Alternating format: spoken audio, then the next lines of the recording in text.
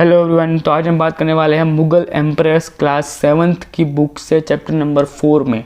ठीक है, सबसे पहले हम बात करेंगे कि भाई मुगल एम्परर्स के बारे में हम पढ़ क्यों रहे हैं। तो हमने लास्ट चैप्टर में दिल्ली सल्तनत के बारे में पढ़ लिया, जितना कुछ हमको पढ़ना था हमने उसके बारे में हमको ब्रीफ में इंट्रो बता दिया था कि अगर आप चैप्टर नंबर 3 देख रहे हो तो चैप्टर नंबर 4 को देख लेना, जिससे कि आपका मुगल एम्परर के बारे में बहुत ज़्यादा कन्फ्यूजन नहीं रहेगा। क्यों? क्योंकि बहुत सारे आपको चीज़ें सिमिलर देखने को मिलेंगी दोनों एम्परर्स के बीच में या फिर दोनों अम्पायर्स के बीच में। ठीक है, जब भी दिल्ली सल्तनत का नाम लिया जाता है तब हम सोचते हैं कि मुगल लोगों ने बहुत सारे काम किए। तो एग्जैक्टली बहुत सारा काम किया, किस तरीके से काम हुआ, क्या हुआ, तो आप देखते हैं कि बाबर 1526-1530 तक रहा फर्स्ट मुगल एम्परर। ठीक है, फर्स्ट मुगल एम्परर जिसने इब्राहिम लोदी को हराया था पानीपत के प्रथम युद्ध के अंदर। ठीक है, इब्राहिम लोदी को पानीपत के युद्ध में हरा के बाबर सबसे पहले मुगल एम्परर बनता है, जो पूरी दिल्ली के अंदर शासन के रूप में खड़ा होता है।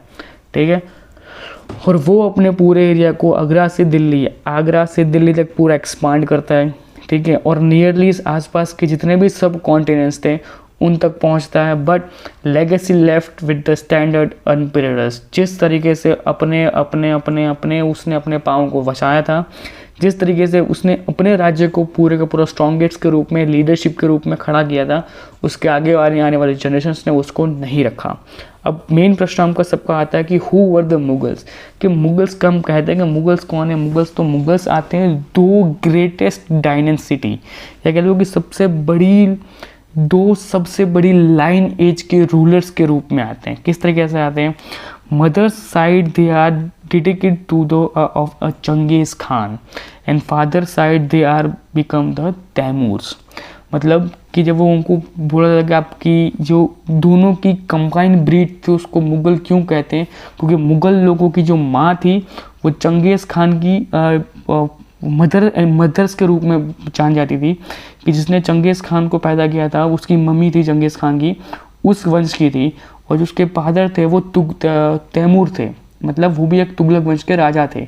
मतलब दोनों के दोनों इतने पावरफुल लीडर्स थे या पावरफुल मिनिस्टर्स थे या फिर कहो पावरफुल किंग्स थे कि अपने अपने एरियाज़ के अंदर वो बहुत बड़े वास्ट एरिया में राज करते थे। ठीक है, और इन दोनों का मिक्स ब्रीड होके जो बनी उसको हम कहते हैं मुगल वंश। क्या कहते हैं? मुगल वंश। आगे बात करते हैं कि मिलिट्री में जो मुगल्स की मिलिट्री कैंपेनिंग्स थी, इसके बारे में आप इतना पता कर सकते हो कि इन्होंने बहुत ही कम टाइम्स के अंदर जब युद्ध लड़े तो उन युद्ध के अंदर उन लोगों ने बहुत बड़ी मात्रा में लोगों को मार काट और दिल्ली को जीतने की उनकी जो चाह थी ना वो दिखती थी। ठीक है, क्योंकि बाबर ने सबसे पहला युद्ध लड़ा था इब्राहिम लोदी के साथ, जिसको हम कहते हैं बैटल ऑफ द पानीपत।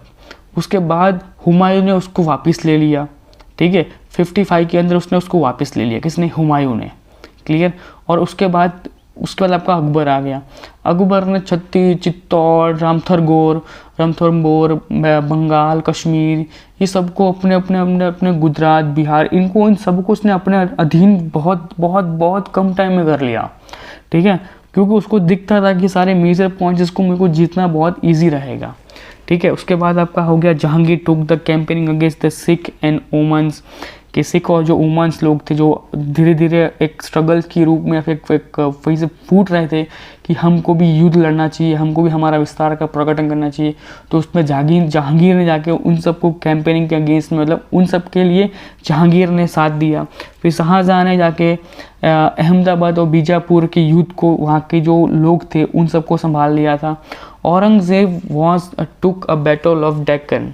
अब इस टाइम पे ये था कि जब औरंगजेब था ना, उससे सबसे लंबी लड़ाई लड़ी थी डेक्कन वाली पार्ट पे, कि डेक्कन वाला पार्ट जो आपका नीचे कहा जाता है उसके अंदर जाके उसने लड़ाई लड़ी। उसने पूरा का पूरा ट्राई आउट किया कि किसी भी तरीके से इन एरियाज़ के अंदर भी उसका पूरा का पूरा शासन चलता रहे। अब आता है मुगल ट्रेडिशनल शासन।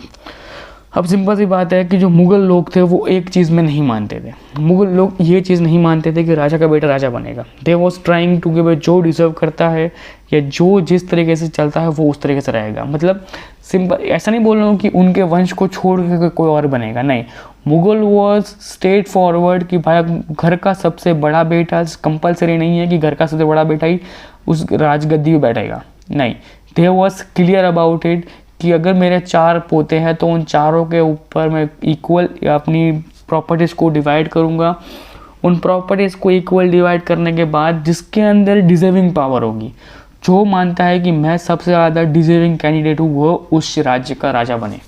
मतलब दिल्ली के 4 पार्ट कर दिए जाएंगे, पर दिल्ली के अंदर 4 शासक हैं। मतलब अगर दिल्ली के अंदर कोई एक चीज़ करनी है ना, तो उन चारों की अनुमति लेनी पड़ेगी। अब ये होता था कि जो आपने मुगल साम्राज्य में देखा होगा कि उनके 5-6 बेटे होते थे, पर रहता बाद में बनता एक ही था, और बाकी 4 के बारे में हमको इतना कुछ पता होता नहीं था। उसका मेन रीज़न क्या है? उनका मेन रीज़न ये था कि उन सबको बचपन से सिखाया जाता था कि किसी भी तरीके से अपने राज्य को या फिर अपने विस्तार को बढ़ाने के लिए अपने साथ वाले या फिर अपने किसी छोटे बड़े भाई को मार के अपनी सीट के ऊपर कब्जा करो। इनडायरेक्टली आप पूरे मुगल वंश को देख लो तो उस मुगल वंश में आपको ये चीज़ सिंसियरली देखने को मिलेगी कि वो हमेशा अपनी प्रॉपर्टीज़ का इक्वल डिस्ट्रीब्यूशन करते थे, और आगे जाके एक राजा अपने राजा के रूप में बने हुए भाई बहन जो कुछ भी था उन सबको उनको मार के उनकी पूरी सल्तनत को अपने अंडर अधीन करता था। ठीक है, आगे बात करते हैं Mughal relation with the other rulers. अब देखो सिंपल सी बात है कि मुगल्स ने अपने पास एक पावर्स रखी थी कि except us as a authority और fight with us and become you authority. ठीक है, उसका क्लियर फंडा था कि या तो तुम हमसे लड़ लो, ठीक है, अगर लड़ रहे हो हमको हरा दिया तो ठीक है आप राजा, अगर नहीं लड़ सकते हो तो हमारी आइडेंटिटी या फिर हमको एज ए अपना मेंटोर या हमको ऐसे वॉलेंटियर आप अपना खुद का राजा मान लो। तो जो राजपूत लोग थे इन लोगों ने भी मुगल्स की वॉलेंटियरली सर्व करना शुरू किया था।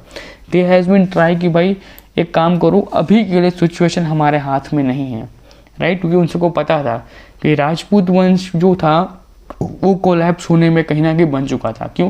आप एक चीज़ देखो कि राजपूत वंश जो हमको पढ़ते हैं ना, तो राजपूतों के बीच में एकताओं का आपको कहीं देखने को नहीं मिलेंगे ज़्यादातर, राइट।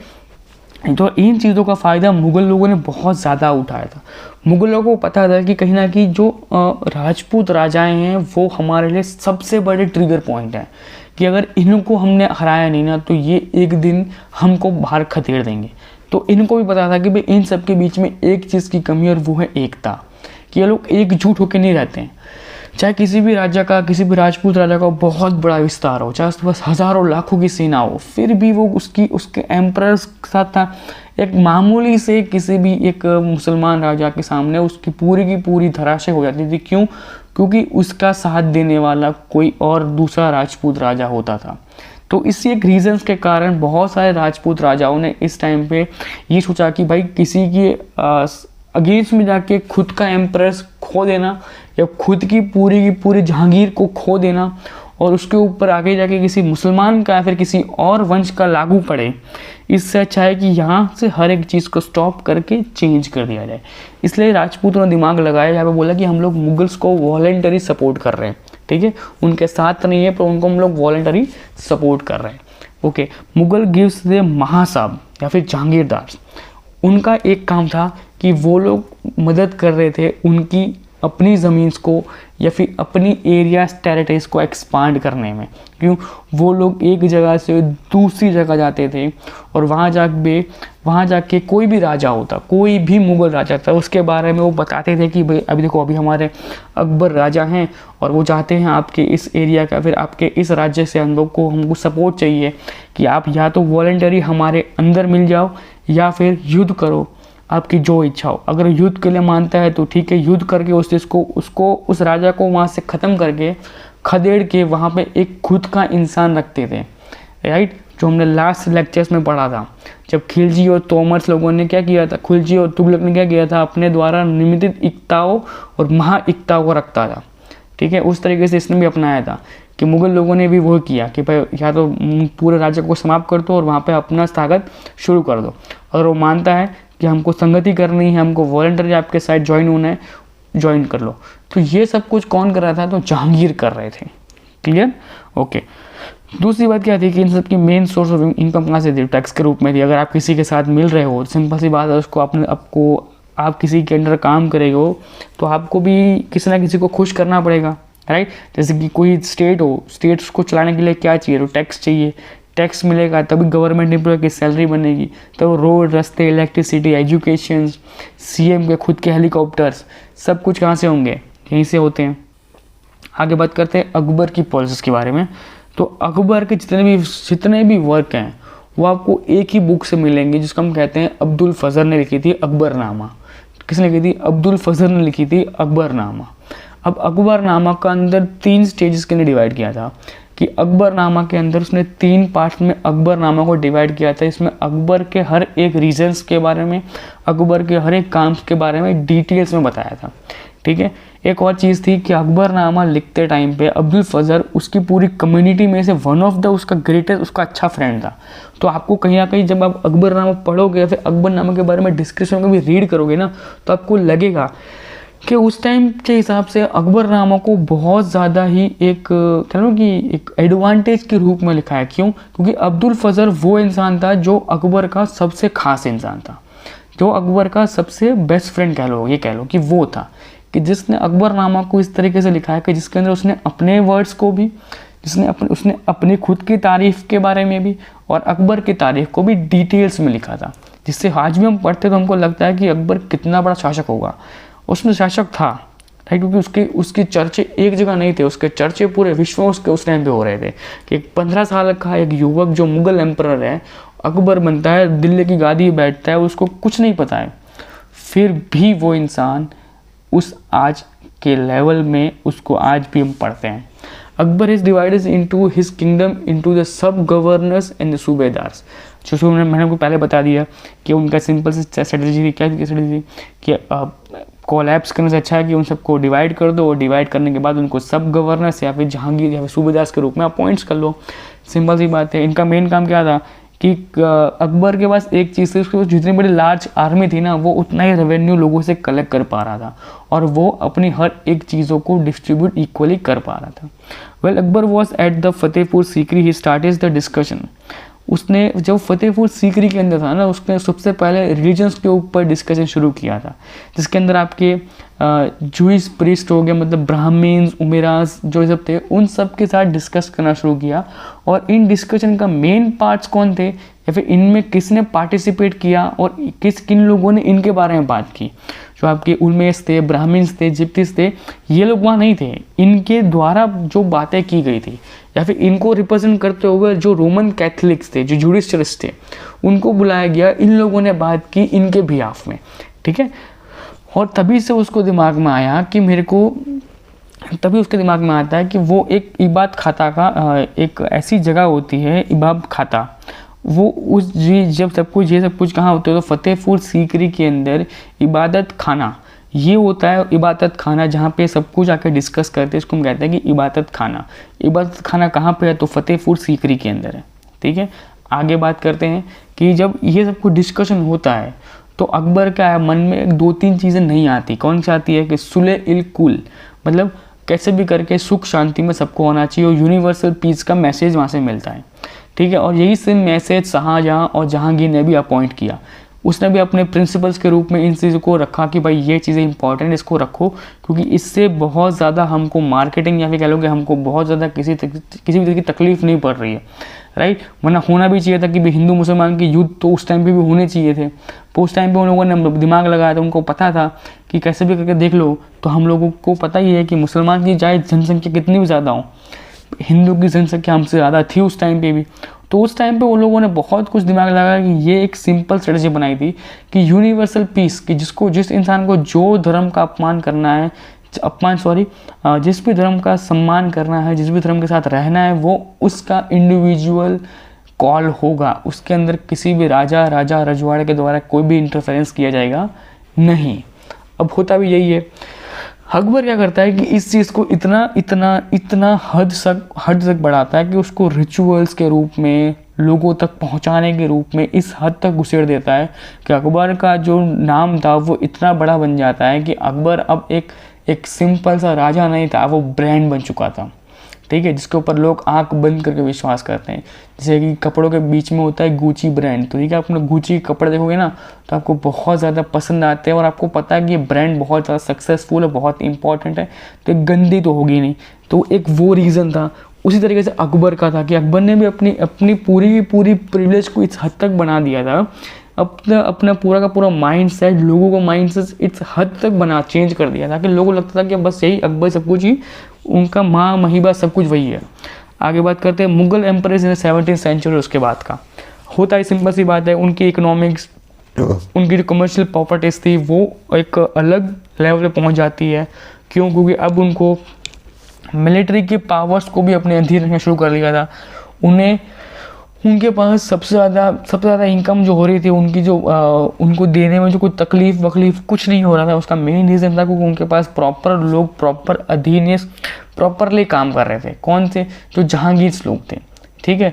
और जो आपके मस्जिदार थे, वो लोग कौन थे? तो वो ऐसे लोग थे जो सैलरी को डिस्ट्रीब्यूट कर रहे थे। मतलब जहांगीर लोग आके उन चीज़ों को अपने पास रखते थे और वो जो वहाँ सदाबहार आते थे, जब उनको वो पूरी सारी की सारी जिम्मेदारी उनको दी थी, तो वो जाके सैलरीज के रूप में कौन सी चीज़ें होनी चाहिए, कौन सी चीज़ें नहीं होनी चाहिए, ये सारा कौन करने वाले थे?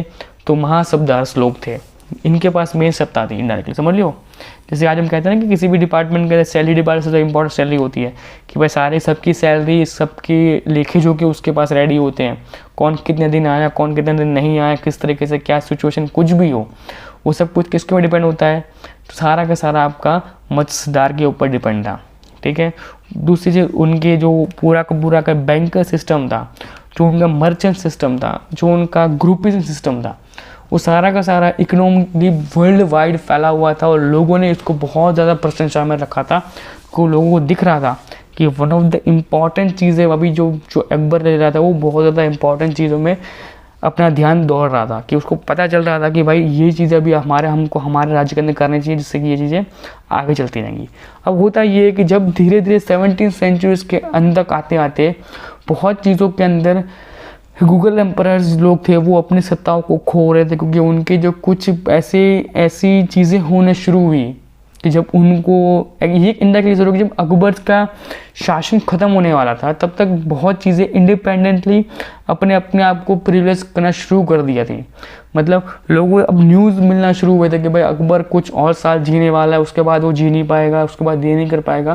तो जो छोटे बड़े राजा थे ना, अवध हैदराबाद वाले, इन्होंने अपने आप को इंडिपेंडेंस डिक्लेयर कर दिया कि वी आर नाउ इंडिपेंडेंस, हम किसी के अंदर नहीं है। क्यों? इसके पीछे भी एक राजा है। कारण ये था, उन तक न्यूज़ जो जिस इंसान ने उन तक न्यूज़ पहुंचाई थी ना कि अकबर अब बीमार पड़ चुका है, अब अकबर वहाँ तक नहीं पहुँच सकता। अगर अकबर पहुँच भी जाता है तो सिंपल सी बात है, उनके पास दो रीज़न थे। पहला रीज़न था कि अगर अकबर वहाँ तक पहुँच जाता है और हैदराबाद के निज़ाम से, अभी हैदराबाद के नवाब से लड़ता है और उसमें अगर अकबर हार जाता है, तो सिंपल सी बात है कि पूरा का पूरा राज्य, जो जितना पूरा राज्य था, वो सारा का सारा हैदराबाद आ जाएगा। मतलब हैदराबाद का नवाब होगा वो किंग बन जाएगा पूरे सल्तनत का, तो वो हो सकता नहीं था। दूसरी चीज़ कि दिल्ली का सुल्तान उस हद तक अब हो चुका था कि वो छोटे बड़े केसेस के ऊपर ध्यान ही नहीं दे रहा था। तो इस तरीके से धीरे धीरे हैदराबाद और अवध और गुजरात, जो राजस्थान के कुछ राजपूत लोग थे, उन लोगों ने खुद को इंडिपेंडेंस डिक्लेयर करना धीरे धीरे शुरू कर दिया था। तो और बाकी जितना कुछ मैंने समझा, हर लेक्चर में बताता हूँ कि ये सब कुछ एक बार आपको रीड करना कंपलसरी है, क्योंकि जितनी चीज़ें मैंने आपको हिंदी में बताई, अगर उनको इंग्लिश में एक बार आप पढ़ लोगे तो आपको लाइफ टाइम उसको भूल नहीं पाओगे। और बहुत चीज़ ऐसे होंगी जो मैं बोलना भूल चुका हूँ, तो आपको भी इसके अंदर रीड करके मिल जाएंगी। अब ये बात करो, देखो ये है आपका मुग़ल रूलर्स का पूरा चार्ट। क्या है इसके अंदर देख लो। सबसे पहले आपका आता है बाबर, फिर आपका आता है हुमायूं, फिर आपका आता है अकबर, फिर आपका आता है जहांगीर, फिर आपका शाहजहाँ, फिर आपका औरंगज़ेब। ये आपका पूरा का पूरा रूलर्स एम्परर्स के अंदर से फैला हुआ पूरा का पूरा चार्ट है। क्लियर? बहुत ही प्रिविलेज था, बहुत ज़्यादा ईमानदारी के साथ उन्होंने अपने सारे के सारे धर्मों को रिस्पेक्ट देते हुए, अपने धर्म को बचाते हुए, अपने विस्तार को बड़े से बड़ा विस्तार किन लोगों ने किया हुआ है। ठीक है, बाकी बात करते हैं तो इसके बारे में हम लोग ज़्यादा कुछ था नहीं। चंगेज़ खान, डाइस, हाँ ये सब कुछ मैं आपको ऑलरेडी बता चुका हूँ, या फिर नहीं बताया हो तो आप इनको वो जो ऊपर इंग्लिश में पैराग्राफ दिए हुए हैं उनको ज़्यादा डिटेल्स में रीड कर लेना, आपको सारे डाउट आपके सॉर्ट आउट्स हो जाएंगे। ओके, तो आज के लिए इतना ही, मिलते हैं नेक्स्ट लेक्चर में। तब तक वीडियो को लाइक कीजिए, चैनल को सब्सक्राइब कीजिए। Bye bye, take care.